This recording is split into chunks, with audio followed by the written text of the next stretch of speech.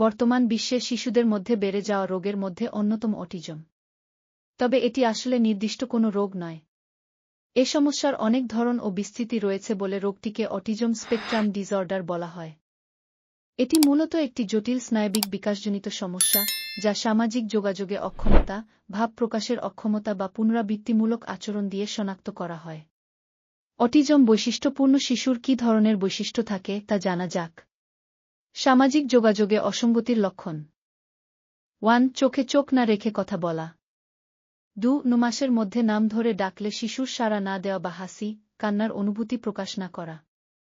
3. 12 মাসে শিশুকে বিদায়ের সময় টাটা দিলে প্রতি উত্তরে টাটা দিয়ে হাত না নাড়া। সেই সঙ্গে নানা ধরনের খেলায় শিশুর অনাগ্রহ। শিশুর অটিজম থাকলে আকর্ষণীয় খেলনা বস্তুর প্রতি আগ্রহ দেখাবে না।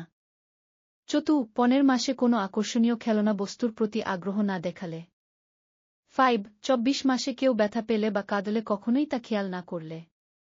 36 মাসে সবার সঙ্গে খেলায় অংশগ্রহণ না করলে। 7. 5 বছরে শিশু গান, নাচ বা কোনো কাউকে অনুকরণ না করলে। পুনরাবৃত্তিমূলক কাজের লক্ষণ। 1. খেলনা এক লাইনে সাজানো এবং খেলনা এলোমেলো হলে অস্থির হওয়া বা কেঁদে ফেলা। 2. একই খেলনা দিয়ে বারবার একইভাবে খেলতে থাকা। 3. এক শব্দ বারবার বলা। 4. নির্দিষ্ট রুটিনের বাইরে গেলে কান্নাকাটি করা। 5. একটানা হাতে তালি দেওয়া বা পা নাড়াতে থাকা। একটি নির্দিষ্ট বিষয়ের উপর মনোযোগী থাকা, যেমন শিশু এক মনে শুধু ছবি আঁকতে থাকে, চারপাশের আর কিছুই খেয়াল করে না।